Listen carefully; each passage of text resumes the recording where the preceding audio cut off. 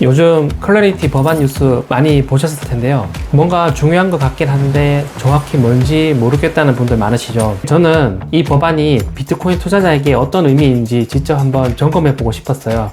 그래서 이 영상을 만들었습니다. 먼저 한 가지 질문부터 할게요. 미국이 왜 갑자기 움직이기 시작했을까요? 세 가지 이유가 있습니다. 첫째, 기관 자금이 준비되어 있습니다. 2024년 비트코인 현물 ETF가 승인된 이후 기관들이 들어올 통로가 생겼는데 정작 은행들이 뛰어들 법적 근거가 없었어요. 둘째, 주도권 경쟁입니다. 유럽연합은 이미 2023년도에 미카라는 암호화폐 규제법을 만들었어요. 홍콩, 싱가포르, 두바이도 규제 샌드박스를 운영하고 있고요. 미국이 계속 손 놓고 있으면 혁신 자본과 인재를 다 빼앗깁니다. 셋째, 달러 패권 유지예요. 미국 입장에서 스테이블 코인 생태계를 주도하는 게 달러 패권을 디지털 세계로 확장하는 핵심 전략이에요. 이 세 가지가 맞물리면서 미국이 드디어 움직이기 시작한 겁니다. 그 움직임의 핵심이 바로 클래리티 법안입니다. 2025년 7월에 하원을 통과했고 2026년 5월 14일에 상원 은행위원회를 15대 9로 통과했습니다. 디지털 자산을 포괄적으로 다루는 법안이 상원위원회를 통과한 건 미국 역사상 이번이 처음이에요. 아직 최종 확정은 아닙니다. 상원 본회의와 하원 간의 조율, 그리고 대통령 서명까지 단계가 아직 남아있어요. 참고로 함께 뉴스에 나오는 지니어스 액트라는 법안도 있는데요. 그건 스테이블 코인만 따로 다루는 법안이에요. 오늘 얘기하는 클래리티 법안은 전체 디지털 자산 시장 구조를 다루는 훨씬 더 큰 그림의 법안입니다. 이 법안이 코인의 신분증을 만들어줘요. 지금까지 어떤 코인이 주식이고 어떤 코인이 원자재인지 기준이 없었잖아요. 이 법안은 코인을 딱 세 가지로 분류하려 합니다. 첫째, 디지털 상품. 비트코인처럼 충분히 탈중앙화된 코인이에요. CFTC가 관리하고 금이나 원유와 유사한 법적 지위를 갖게 됩니다. 둘째, 투자 계약 자산. 운영 주체가 있고 그 노력의 가치가 달린 코인이에요. SEC가 관리합니다. 일부 알트코인들이 이 카테고리에 들어갈 가능성이 있어요. 셋째, 결제용 스테이블 코인. USDC, USDT 같은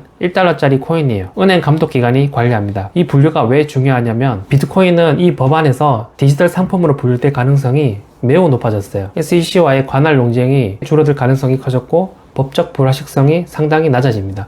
반면 알트코인 상당수는 다릅니다. 증권으로 분류될 경우 엄격한 공시 의무와 거래소 등록 요건을 지켜야 해요. 이걸 못 지키면 미국 시장에서 퇴출될 수 있습니다. 지금까지는 모든 코인이 같은 불확실성 속에 있었어요. 규칙을 준수하는 코인만 살아남고 기관 자금의 선택을 받게 돼요. 그리고 그 선택의 중심에 비트코인이 있습니다. 제가 비트코인만 모으는 이유가 이런 구조적인 이유가 있습니다. 다음으로 월스트리트의 거대한 돈이 비트코인 시장으로 흘러들어올 수밖에 없는 구조가 만들어지고 있습니다. 두 가지 이유가 있는데요. 첫 번째, 대형 은행들의 진입 장벽이 사라집니다. 지금까지 JP모건 같은 은행들이 비트코인 수탁 서비스를 못했던 건 수익이 안 나는 구조로 묶여 있었기 때문이에요. 이 법안이 그 걸림돌을 없애줍니다. 이제 전 세계에서 가장 큰 자본을 가진 금융기관들이 비트코인 보관과 결제, 대출 사업에 합법적으로 뛰어들 수 있게 되는 거예요. 비트코인 시장이 개인 투자자들의 놀이터에서 프로리그로 체급이 바뀌는 겁니다. 두 번째, 스테이블코인 내 이자 금지의 나비 효과예요. 그동안 무위험 예금처럼 보이는 스테이블코인 이자 상품에 연 5에서 10%의 수익을 받던 수조원 규모의 자금이 있었잖아요. 이런 이자 상품을 제한하는 방향으로 가면서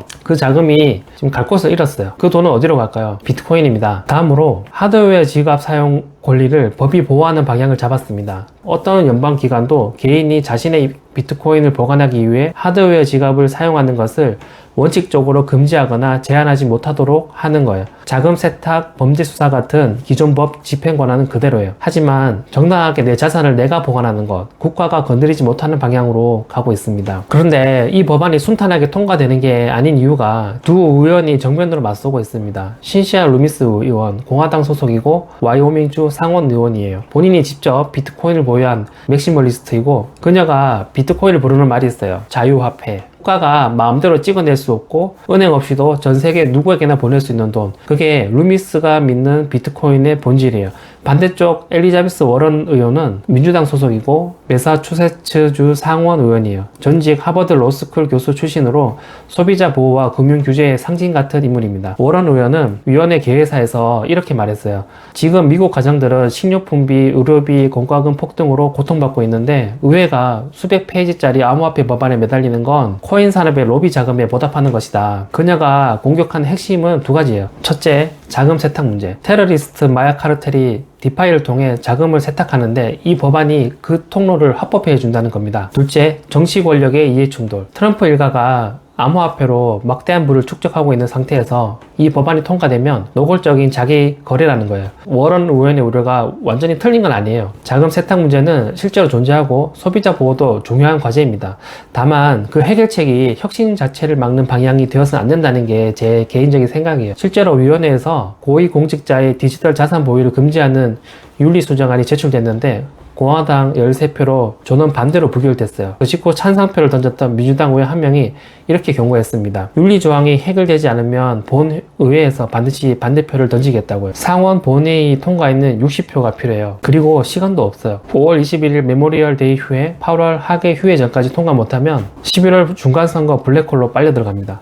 루미스 의원이 직접 경고했어요. 지금 이 골든타임 놓치면 이 법안은 2030년 이후로 밀릴 수가 있다. 그렇다면 비트코인 투자자로서 이 사항을 어떻게 봐야 할까요? 솔직하게 말씀드릴게요. 클래리티 법안 통과되면 좋습니다. 기관 자금이 더 빠르게 들어오고 법적 불확실성이 줄어들고 비트코인의 지위가 더 단단해지겠죠. 하지만 제 개인적인 생각은 통과가 안 돼도 괜찮습니다. 비트코인은 법이 만들어준 게 아니에요. 어떤 정부도 비트코인을 만들지 않았고 어떤 정부도 비트코인을 없앨 수가 없어요. 2009년부터 지금까지 온갖 규제 위협, 거래소 파산, 시장 폭락을 겪으면서 그래도 비트코인은 살아있습니다. 법안이 통과되면 속도가 빨라지는 것이고 안 되면 조금 느려지는 것 뿐이에요. 방향은 변하지 않습니다. 그래서 진짜 비트코인 맥시멀리스트들은 이 법안에 크게 매달리지 않아요. 대신 이렇게 삽니다. 열심히 직장 생활하고 남는 시간은 가족과 충분히 보내고 건강을 챙기고 그리고 조금씩 꾸준히 비트코인을 모아가는 거예요. 시장의 잡음은 무시합니다. 오늘 올랐다는 뉴스, 내일 떨어진다는 뉴스, 이 법안 통과됐다, 안 됐다는 뉴스, 그 자본들이 내 원칙을 흔들게 두지 않는 거예요. 물론 저는 완전한 비트코인 맥시멀리스트라고 볼 수는 없지만 비트코인 맥시들의 이런 마인드는 되게 본받을 만한 것이라고 생각하거든요. 비트코인 투자자로서 가장 큰 장점이 뭔지 아세요? 복잡하게 관리하지 않아도 된다는 거예요. 기업 실적 분석할 필요도 없고 차트 매일 들여다볼 필요도 없어요. 그냥 모으고 홀더월렛에 보관하고 그리고 내 삶을 그냥 살면 됩니다. 저는 급여도 되게 작기 때문에 비트코인을 매일매일 모아가는 수량도 되게 한정적이고 적어요. 대신에 오래 살아남으려고 합니다. 법적 지위가 만들어지고 은행이 들어오고 기관 자금이 유입되는 이 흐름은 지금 사고 내일 파는 방식으로는 따라갈 수가 없어요. 그냥 들고 있으면 됩니다. 제 하드월렛에 매일 어린이집 가방을 메고 같이 등원하는 첫째랑 이제 막 뒤집기를 시작한 둘째를 보면서 오늘도 비트코인을 조금씩 담고 있고 최근에는 MSTR도 조금씩 담고 있어요. 클래리티 법안이 통과되든 안 되든 저는 크게 흔들리지 않을 겁니다. 가격이 오르는 날보다 이 구조가 완성되는 날을 더 기다리고 있습니다. 오늘 영상이 도움이 됐다면 구독과 좋아요 부탁드리고 이 채널을 이어가는 힘입니다. 지금까지 아빠시대였습니다. 감사합니다.